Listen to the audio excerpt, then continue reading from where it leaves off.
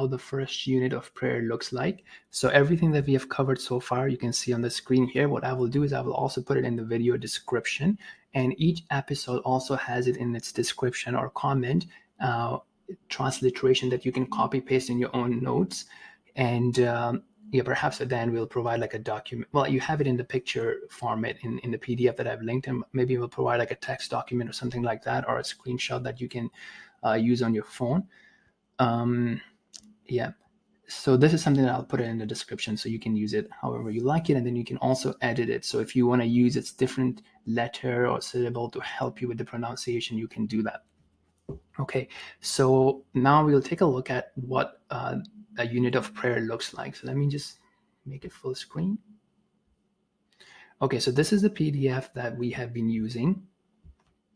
That's also, I will link it in this video, and it's also linked earlier. So here, okay, so this is, it contains how you clean yourself and so on and so forth. Now here is basically you start with Allahu Akbar. So that's what we did in the first episode. Then you seek refuge in Allah, seek protection in Allah. We did that. Okay, now here is the first chapter of Quran. So this is something that we haven't covered yet. Now going forward, we'll start covering this. So as you can see, these are only 7 lines in general. We'll start covering this. So far, we haven't covered it. What we have said that in the meantime, what you can do is you can do this, right? So this is the comprehensive remembrance that we did. Subhanallah, walhamdulillah, walaa ilaha illallah, wallahu Akbar, wala howla wala quwwata illa billah. So you can say this once, several times, instead of this until we get there. But if you are able to read it from there, you can also do that. Okay. So this is what we had so far.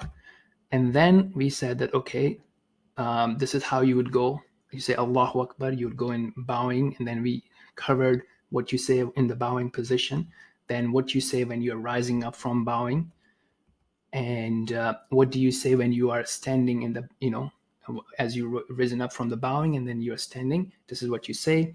And then you say Allahu Akbar, and then you go to the prostration. This explains, that. And again, any physical thing that you're not able to do as much of it as you are able to, right? So as you can see this position, your toes, your knees, your palms, your forehead, your nose is touching the ground. And this is what you say in this position. Then you sit up by saying Allahu Akbar. And while you're sitting, you say this twice or thrice. We covered that. Then you say Allahu Akbar, and you go and perform your prostration again, and you say the same thing in the prostration. So now basically what this has done is it has completed the first unit.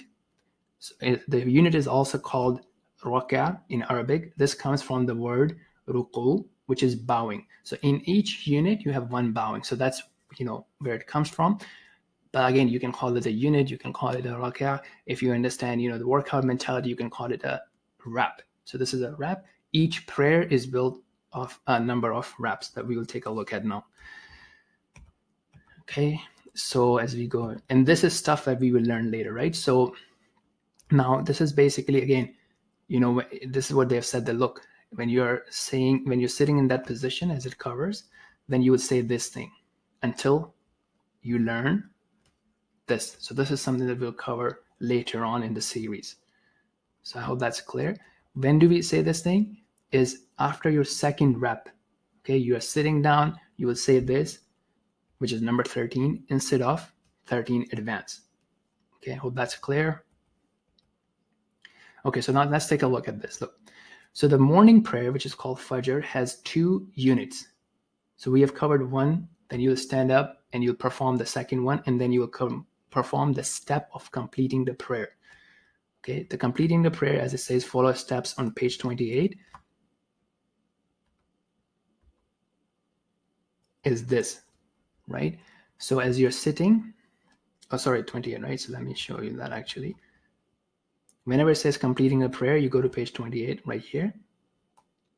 But because you don't know this thing, so you will only, again, say this thing. Whenever you don't know something, you say this for now, okay? All right, so how many units are there in the Fajr, the morning prayer? 2. Then you have the Dhuhr, which is the afternoon prayer, usually around 12:30 or 1:30, depending on the time zone. Then you have Asr, usually around 5 or so, or 3, depending on the season as well. And then you have the night prayer, which is Isha. So these are all 4 units. So first unit, second unit, then it says, steps for third unit, fourth unit, and then you complete the prayer.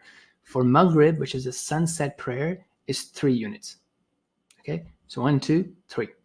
So if you want to remember 2, 4, 4, 3, 4. So 2 for the morning, 4 for the afternoon, 4 again for the afternoon, 3 for the sunset, and 4 for the ending, the night prayer. Okay, so I hope that makes sense. And now we will go from the next part. We will go to the first chapter of Quran, which is what you recite when you're standing up. We'll start looking at that. So I hope that was beneficial. Until next time, Assalamu alaikum.